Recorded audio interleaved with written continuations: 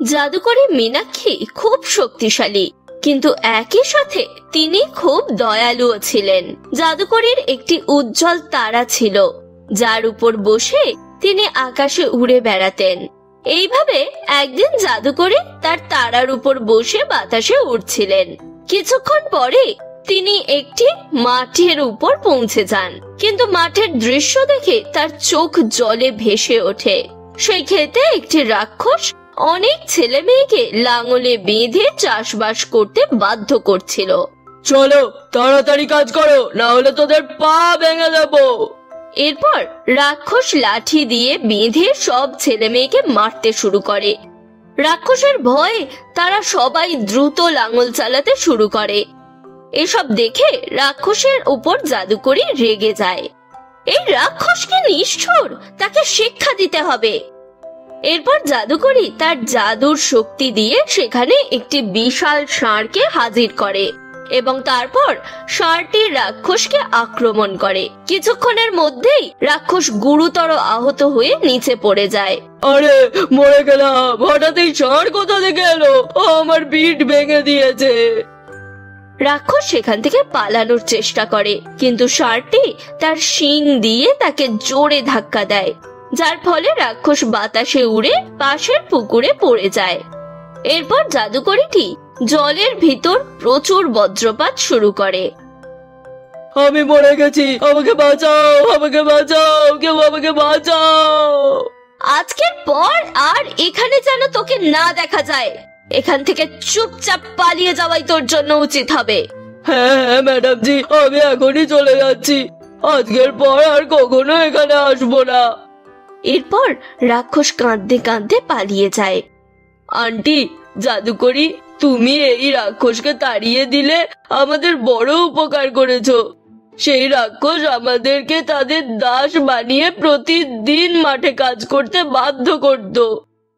আজকের পর তোমাদের আর চিন্তা করতে হবে না। আমি তোমাদের প্রতিদিন জাদু শিক্ষা দেব, যাতে তোমরা সবাই নিজের পায়ে দাঁড়াতে পারো। সেদিনের পর থেকে জাদুকরী সব গরিব ছেলে মেয়েকে তার বাড়িতে নিয়ে গিয়ে জাদু শেখাতো। কিন্তু কিছু সময় পর জাদুকরী গুরুতর অসুস্থ হয়ে পড়ে, যার কারণে সেই সব ছেলে মেয়েকে জাদু পড়াতে পারতো না। জাদুকরী আন্টি খুব অসুস্থ, মনে হয় সে আর বাঁচবে না। হ্যাঁ, আমারও তাই মনে হয়। জাদুকরী আন্টি মারা গেলে আমাদের লেখাপড়া বন্ধ হয়ে যাবে। সেই দিন থেকেই ছেলে মেয়েরা সবাই জাদুকরীর যত্ন নিতে শুরু করে। শোনো, এখন আমার মৃত্যুর সময় এসেছে, কিন্তু তোমরা কেউ চিন্তা করো না। আমার মৃত্যুর পরেও তোমাদের জাদু শেখা কখনো বন্ধ হবে না। কিন্তু তুমি চলে যাওয়ার পর আমাদের কে জাদু শেখাবে জাদুকরী আন্টি? একটি জাদুকরী কালো চাঁদ তোমাদেরকে জাদু শেখাবে। সেই চাঁদটা খুবই শক্তিশালী, এটা আমার চেয়েও বেশি শক্তিশালী। কিন্তু সেই কালো চাঁদকে কোথায় পাবো, আর সে কখন আসবে? এখান থেকে অনেক দূরে একটা নদী আছে। সেই নদীর জলে ভিতরে কালো চাঁদ বাস করে। তোমাদের সবাইকে সেখানেই যেতে হবে বাচ্চা। এরপর জাদুকরী তাদের সবাইকে একটি মানচিত্র দেয় এবং সমস্ত ছেলে মেয়েদের একটি জাদুর চশমা দেয়। এগুলি সব জাদুকরী চশমা। এগুলো পড়লে তোমরা সবাই জলের নিচে সহজে শ্বাস নিতে পারবে। একথা বলার পর জাদুকরী মারা যায়। জাদুকরী মারা গেলে ছেলে মেয়েরা সবাই খুব দুঃখ পায়। তারপরের দিন জাদুকরী আন্টির দেওয়া ম্যাপের সাহায্যে নদীতে যেতে হবে। চলো সবাই যাই। এরপর মানচিত্রের সাহায্যে পথ খুঁজতে খুঁজতে তারা সবাই পৌঁছে যায় একটি বড় নদীর তীরে। চলো সবাই চশমা পরো। এরপর সমস্ত ছেলে মেয়েরা জাদুর চশমা পরে নদীতে ঝাঁপ দেয়। জলের ভিতরে সাঁতার কাটতে কাটতে তারা সবাই গভীরে চলে যায়। তখনই তারা তাদের সামনে অনেক চকচকে সুন্দর গাছ দেখতে পায়। ও বাহ, এখানকার দৃশ্য তো খুবই সুন্দর। সত্যিই মনে হচ্ছে এখানে একটা জাদুকরী জগৎ আছে। এরপর হঠাৎ একটি উজ্জ্বল আলো এসে পড়ে এবং একটি বিশাল কচ্ছপ দেখা দেয়। সেই কচ্ছপের দেহের আকার ছিল অনেক বড় এবং তার পিঠে ছিল একটি বড় হিরে। সেই কচ্ছপ দেখে ছেলেমেয়েরা সবাই ভয় পেয়ে যায়। তোমরা সবাই কে, আর এখানে কি করতে এসেছো? এটা আমার জাদুকরি জলের নিচের জগৎ, এখান থেকে চলে যাও। শোনো, আমরা সবাই জাদুকরি আন্টির পরামর্শে এখানে এসেছি। সে আমাদের বলল যে এখানে একটি জাদুকরি কালো চাঁদ থাকে, আমাদের তার সাহায্য দরকার। ঠিক আছে, জাদুকরি মীনাক্ষী তোমাদেরকে পাঠিয়েছে, কারণ এই পৃথিবীতে একমাত্র সেই কালো চাঁদের কথা সেই জানে। আমি তোমাদের সবাইকে কালো চাঁদ দেব, কিন্তু আমার একটা শর্ত আছে। এরপর কচ্ছপ সেখানে একটি বিপজ্জনক বিশাল মাছ প্রকাশ করে। সেই মাছটি দেখতে খুবই ভয়ঙ্কর ছিল। আমার মাছ অনেক দিন ধরে ক্ষুধার্ত, মানুষের মাংস খেতে সে ভালোবাসে। এখন তোমাদের মধ্যে যে কোনো দুজনের মাংস খেয়েই এর খিদে মিটবে। তাহলে তোমাকে জাদুকরি চাঁদের ঠিকানা বলবো। এবার তোমরা সবাই মিলে নিজেদের মধ্যে সিদ্ধান্ত নাও যে কে এই মাছের খাবার হতে চাও। এমন দুই ব্যক্তি কারা? কচ্ছপের কথা শুনে সব ছেলে মেয়ে ভয় পেয়ে যায়, কারণ প্রত্যেক মানুষই তার জীবনকে ভালোবাসে।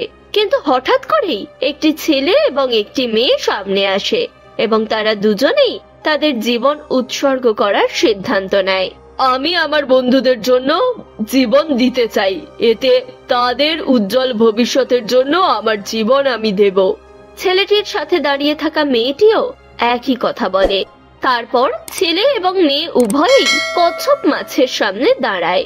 কিন্তু তারপর হঠাৎ করেই অন্য ছেলে মেয়েরাও প্রাণ বিসর্জনের কথা বলতে থাকে এবং তারা সবাই কচ্ছপের মাছের কাছে পৌঁছে যায়। তাদের সকলের একতা দেখে কচ্ছপটি খুব খুশি হয় এবং তাদের সকলের প্রশংসা করতে থাকে।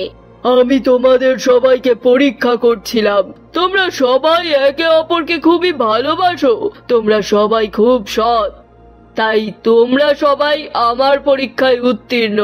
এখনই আমি তোমাদেরকে কালো চাঁদ দিয়ে দেব। এরপর কচ্ছপটি তাদের সবাইকে নিয়ে একটি বিশাল পাথরের কাছে পৌঁছে যায়। পাথরের পিছনে একটি সোনালী রঙের বিশাল বাক্স ছিল। এই বাক্সের ভিতরে একটি কালো চাঁদ আছে, সেই বাক্সটা নাও, এটি বাইরে মাটিতে গিয়েই খুলবে। এরপর ছেলে মেয়েরা সবাই কচ্ছপকে ধন্যবাদ জানিয়ে বাক্সটি সঙ্গে নিয়ে নদী থেকে বেরিয়ে যায়। এখন এই বাক্সটা খুলে দেখি। এরপর তারা সবাই সেই বিশাল বাক্সটি খুলে ফেলে এবং এরপরেই বাক্সের ভিতর থেকে একটি বড় কালো চাঁদ বেরিয়ে আসে। আজ এত বছর পরে এই বাক্স থেকে বেরিয়ে আসার সুযোগ পেলাম। আপনাদের সবাইকে অনেক ধন্যবাদ। আপনারা সবাই আমার কাছে কি চান? আমি কিভাবে আমার জাদুকরি শক্তি আপনাদের উপকারে ব্যবহার করব? আমাদের মীনাক্ষী জাদুকরি আন্টি মারা যাওয়ার আগে আমাদের বলেছিলেন যে মৃত্যুর পর আপনি আমাদের জাদু শেখাবেন। ঠিক আছে, তাহলে তোমরা সবাই জাদুকরি মীনাক্ষীর কাছ থেকে জাদু শিখছিলে। ঠিক আছে, আজ থেকে আমি তোমাদেরকে জাদু শেখাবো। আচ্ছা চলো তাহলে মীনাক্ষী আন্টির বাড়িতে যাই। না না, আমি তোমাদের সবার জন্য একটা বড় জাদুর স্কুল তৈরি করব, তারপর সেখানে সব ধরনের জাদু শেখাবো। তারপর কালো চাঁদ তার শক্তি দিয়ে সেখানে একটি বিশাল ড্রাম তৈরি করে এবং জোরে জোরে তা বাজাতে শুরু করে। এসব দেখে সব ছেলেমেয়েরা খুবই অবাক হয়। এই গল্পের পরবর্তী অংশ জানতে তাদের কমেন্ট করে জানাবেন।